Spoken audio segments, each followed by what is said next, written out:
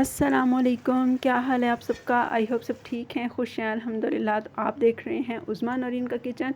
और यहाँ पर आज मैं आपको गर्मी के मौसम में ज़बरदस्त सी मटन कढ़ाई बनाने का तरीका बताऊँगी। और इतना इजी कि झटपट से जो है ना वो आपको कम से कम चूल्हे के पास खड़ा होना पड़ेगा और बेहतरीन से बेहतरीन आपकी मटन कढ़ाई तैयार हो जाएगी। तो ये ज़बरदस्त सी मटन कढ़ाई सीखने के लिए आपने मेरी वीडियो को पूरा देखना है और लाइक करना है और चैनल को सब्सक्राइब करना है। बेल आइकन को प्रेस कर लें ताकि ऐसी आसान सी वीडियोस आपको मिलती रहें। तो चलें जी स्टार्ट करते हैं। यहाँ पर मैंने तकरीबन 3 पाव के करीब बकरे का गोश्त ले लिया।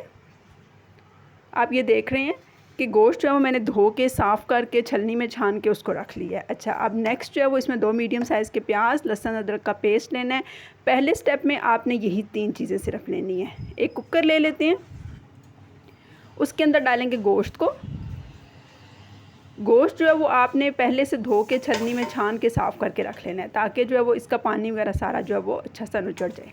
अच्छा, 2 मीडियम साइज़ के प्याज, कोई ब्राउन नहीं करने, डायरेक्ट इसके अंदर डालें। और यहाँ पर 2 चम्मच भर के आप डाल दें लहसुन अदरक का पेस्ट। ये पेस्ट मेरे पास पहले से बना हुआ पड़ा था, अगर आपके पास नहीं है तो आप उसी वक्त भी बना सकती हैं। और 1 चम्मच नमक या आप जितना भी अपनी जायके के मुताबिक समझते हैं वो डाल लें। ताज़ा गोश्त है तो बिल्कुल 1 कप पानी डालना है। और अगर आपने पहले से फ्रीज़र में गोश्त रखा हुआ निकाल के तो फिर उसमें थोड़ा सा ज़्यादा पानी डलेगा। वेट लगा देना है और कुकर को जो है वो आपने चूल्हे पर चढ़ा देना है तेज़ आँच पर। इसमें बॉयल आएगा, सीटी चलेगी। तो तकरीबन अगर ताज़ा गोश्त है तो सिर्फ आपने 10 से 12 मिनट रखना है और अगर फ्रीज़र का गोश्त है तो आपने इसको 20 मिनट तक रखना है। तो मैंने यहाँ पर गोश्त को गला लिया। देखिए कितना झटपट जल्दी से, ना तो आपको ज़्यादा चूल्हे के पास खड़ा होना पड़ा और गोश्त हमारा पहले स्टेप में गल के तैयार हो गया है। कोई भुनाई अभी मतलब अब तो भुनाई करेंगे, लेकिन पहले आपने देखा कि बिल्कुल सादा सा काम किया है। इतनी सख्त गर्मी है कि आप यकीन करें किचन में खड़ा होना महाल है। तो ऐसी वीडियोस, ऐसी रेसिपीज़ बनानी चाहिए जिसमें कम से कम हमें चूल्हे के पास खड़ा होना पड़े। अब जो हमारे पास पानी है ना, इसको खुश्क करने के लिए आपने देखा कि अभी मैंने इसमें कोई घी वगैरह नहीं डाला, लेकिन गोश्त के अपने अंदर भी थोड़ी बहुत चिकनाई होती है, वो उसने छोड़ी हुई है। तो अब जो पानी खुश्क होगा ना तो उतनी देर में हमने क्या करना है, साथ ही 3 से 4 टमाटर, हमारी माशाल्लाह से बड़ी फैमिली है तो मैंने यहाँ पर 4 टमाटर डाले हैं। मुझे ज़रा ग्रेवी वाला सालन चाहिए था। आप अगर कम ग्रेवी वाला पसंद करते हैं तो 2 टमाटर भी बहुत हैं। 1 किलो अगर चिकन है ना, अब सॉरी 1 किलो अगर मटन है ना आपके पास तो आप उसमें डाल सकते हैं 3 बड़े साइज़ के टमाटर। टमाटर हाफ़ ऑफ करने हैं, ऊपर रख देना चूल्हे पे गोश्त को। पानी भी खुश्क हो जाएगा, टमाटर भी नरम पड़ जाएंगे और आपका यहाँ पे जो बाकी काम रहता है ना उसमें से भी आधा काम और हो जाएगा। देखें टमाटरों को मैंने टच किया, बड़ी जो है वो आसानी के साथ इनका सारा छिलका नरम हो गया। सारे टमाटरों के ऊपर से छिलका उतार लेते हैं। अब आप यहाँ पर चाहें तो टमाटरों को निकाल के अलग से जो है वो चॉपर में भी ज़रा कर सकते हैं, नहीं तो आप इधर ही जब गोश्त को भूनेंगे ना तो साथ के साथ जो है वो आपके टमाटर फटाफट जो है वो मैश हो जाएंगे जिस चम्मच के साथ आप गोश्त भून रहे हैं। अच्छा, जो चम्मच आपने इस्तेमाल करना है ना गोश्त भूनने के लिए, वो आपने कोशिश करना है फ्लैट सीधा सा चम्मच इस्तेमाल करना है। वो जो गोल वाली डोई होती है वो इस्तेमाल नहीं करनी, इस वजह से कि गोश्त अब गला हुआ है तो हमने कोशिश करनी है कि हम इसको साइडों से हिलाएं ताकि ये जो है वो अच्छा सा हमारा भून जाए। यहाँ पर हमारा जो गोश्त जो है वो उसका पानी खुश्क हो चुका है, टमाटर हमारे गल चुके हैं। बस अब हम इसकी हल्की सी भुनाई करेंगे और साथ जो थोड़े थोड़े मसाले हैं वो भी मैं आपको बताऊंगी कि किस तरह डालने हैं। एकदम से आपने सारे मसाले इकट्ठे से नहीं डाल देने। नमक हमने पहले सिर्फ इसके अंदर डाला था। अब आप देखें कि जो गोश्त है ना हमारा, इसके अंदर एक सॉस सी तैयार हो गई है। ये देखा आपने, ये बस अब ये टमाटर प्याज का जो है वो पानी है और गोश्त की यखनी है। ये बहुत ही मज़ेदार, बहुत लजीज सी सॉस है। इस दौरान जब हमारे टमाटर गल जाएँ तो यहाँ पे मैंने डाला है आधा कप ऑयल।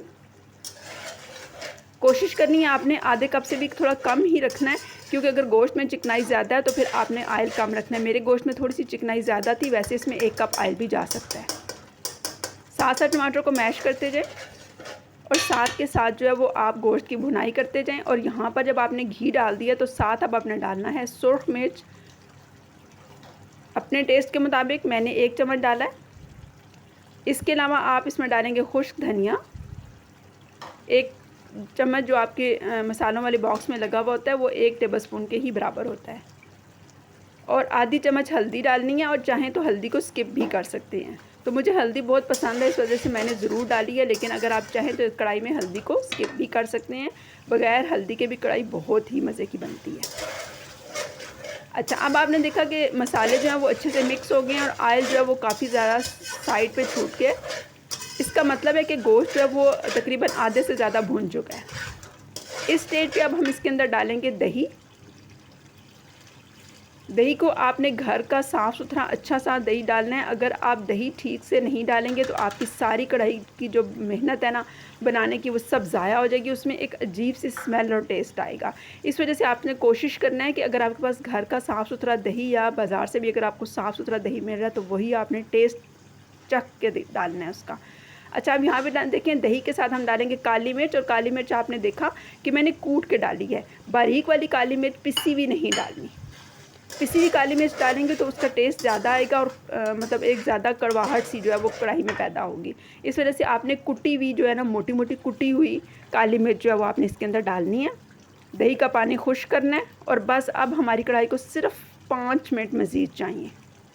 टोटल जो इसका कुकिंग टाइम था वो 10 से 15 मिनट था। 10 मिनट इस वजह से लगा क्योंकि हमने जो है वो इसका पानी खुश्क करने के लिए टमाटरों के साथ इसको रखा था। अच्छा, यहाँ मैंने डाल दिया गरम मसाला। तो काली मिर्च के साथ हम गरम मसाला डालेंगे। कुछ मसाले जो हैं वो आपको घी के साथ डालने पड़ते हैं और कुछ मसाले बाद में, तो इन चीज़ों का जो है वो ख्याल रखना चाहिए। इसी वजह से मैं आपको कहती हूँ कि वीडियो को जो है वो साथ के साथ देखा करें, स्किप ना किया करें, फिर यहीं पे छोटी छोटी बातें जो है वो आपसे मिस हो जाती हैं। अब हमारी कढ़ाई मुकम्मल तौर पर तैयार है। थोड़ी ग्रेवी वाली मैंने कढ़ाई बनाई है। अगर मैं इसमें टमाटर कम डालती तो ग्रेवी भी कम ही होती, लेकिन मुझे ग्रेवी वाली कढ़ाई चाहिए थी, तो इस वजह से माशाल्लाह ये बहुत ज़बरदस्त बनकर तैयार हो चुकी है। चूल्हा बंद कर देते हैं और यहाँ पर मैंने इसके ऊपर अदरक और जो सब्ज़ मिर्चें काट के रखी हैं ना, उनको ऊपर से फैला दिया और साथ डाल दिया है थोड़ा सा सब्ज़ धनिया। अब गरम मसाला डालने की ज़रूरत नहीं है क्योंकि हम पहले डाल चुके हैं। और अब आप कढ़ाई की लुक चेक करें, कितनी ज़बरदस्त, माशाल्लाह ज़बरदस्त सी झटपट सी तैयार हुई है हमारी कढ़ाई। तो चलें जी, मैं आपको डिश आउट करके दिखाती हूँ। तो टेक्सचर आप चेक करें किस कदर मज़ेदार है। इसके साथ आप घर में फुलके बनाएं, तंदूर की रोटी बनाएं या बाहर से रोटी लेकर आएँ, बहुत ही मज़ेदार होगी, बहुत कमाल की होगी। ऐसी रेसिपी को आप किसी भी दावत का मेन्यू में शामिल कर सकते हैं। तो ये थी मेरी आज की ज़बरदस्त सी वीडियो। उम्मीद है आपको पसंद आई होगी। ये स्पेशल मैंने बनाई है इस मौसम में, ताकि झटपट काम करना हो तो हम जो है वो किस तरह कर सकते हैं किचन में। मेरी आज की वीडियो की स्पेशलिटी यही है। तो उम्मीद है आपको ये वीडियो पसंद आई होगी। मुझे दुआ में याद रखिएगा, चैनल को सब्सक्राइब कीजिएगा, दुआ में याद रखिएगा। अल्लाह हाफ़िज़।